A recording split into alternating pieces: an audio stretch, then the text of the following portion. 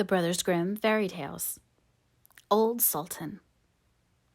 A shepherd had a faithful dog called Sultan, who was grown very old and had lost all his teeth. And one day when the shepherd and his wife were standing together before the house, the shepherd said, "I will shoot old Sultan tomorrow morning, for he is of no use now." But his wife said, "Pray, let the poor faithful creature live. He has served us well a great many years, and we ought to give him a livelihood for the rest of his days." "But what can we do with him?" said the shepherd. "He has not a tooth in his head, and the thieves don't care for him at all. To be sure, he has served us, but then he did it to earn his livelihood. Tomorrow shall be his last day, depend upon it." Poor Sultan, who was lying close by them, heard all that the shepherd and his wife said to one another, and was very much frightened to think tomorrow would be his last day. So in the evening he went to his good friend the wolf, who lived in the wood, and told him all his sorrows, and how his master meant to kill him in the morning. "Make yourself easy," said the wolf. "I will give you some good advice. Your master, you know, goes out every morning very early with his wife into the field, and they take their little child with them and lay it down behind the hedge in the shade while they are at work. Now, you lie down close by the child and pretend to be watching it, and I will come out of the wood and run away with it.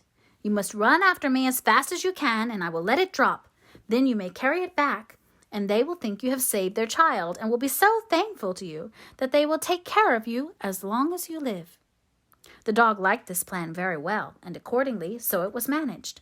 The wolf ran with the child a little way. The shepherd and his wife screamed out, but Sultan soon overtook him and carried the poor little thing back to his master and mistress. Then the shepherd patted him on the head and said, "Old Sultan has saved our child from the wolf, and therefore he shall live and be well taken care of, and have plenty to eat. Wife, go home and give him a good dinner, and let him have my old cushion to sleep on as long as he lives." So from this time forward, Sultan had all that he could wish for. Soon afterwards the wolf came and wished him joy and said, "Now, my good fellow, you must tell no tales, but turn your head the other way when I want to taste one of the old shepherd's fine fat sheep." "No," said the Sultan, "I will be true to my master." However, the wolf thought he was in joke, and came one night to get a dainty morsel. But Sultan had told his master what the wolf meant to do, so he laid wait for him behind the barn door. And when the wolf was busy looking out for a good fat sheep, he had a stout cudgel laid about his back that combed his locks for him finely.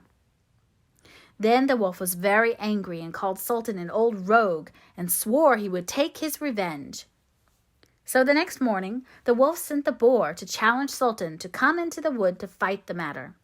Now Sultan had nobody he could ask to be his second but the shepherd's old three-legged cat. So he took her with him, and as the poor thing limped along with some trouble, she stuck up her tail straight in the air. The wolf and the wild boar were first on the ground, and when they espied their enemies coming, and saw the cat's long tail standing straight in the air, they thought she was carrying a sword for Sultan to fight with, and every time she limped, they thought she was picking up a stone to throw at them. So they said they should not like this way of fighting, and the boar lay down behind a bush, and the wolf jumped up into a tree. Sultan and the cat soon came up and looked about and wondered that no one was there. The boar, however, had not quite hidden himself, for his ears stuck out of the bush. And when he shook one of them a little, the cat, seeing something move and thinking it was a mouse, sprang upon it and bit and scratched it, so that the boar jumped up and grunted and ran away, roaring out, "Look up in the tree! There sits the one who is to blame." So they looked up and espied the wolf sitting among the branches, and they called him a cowardly rascal, and would not suffer him to come down till he was heartily ashamed of himself and had promised to be good friends again with old Sultan.